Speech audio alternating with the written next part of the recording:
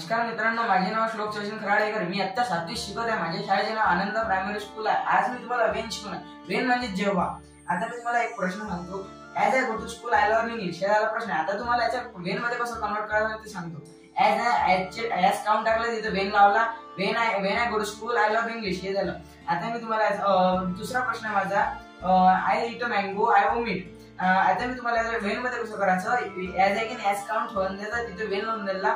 Wien I eat a mango I vomit हे झालं वेनचे वाक्य। थँक्यू आज मी तुम्हाला सब्जेक्ट अँड प्रेडिकेट शिकवणार आहे। I am playing cricket. आता याच्यातला आय हा सब्जेक्ट झाला, आय एम प्लेइंग क्रिकेट हे प्रेडिकेट झाला। आता आय ईट अ मँगो हे आय हा सब्जेक्ट झाला, ईट अ मँगो हा प्रेडिकेट झाला। I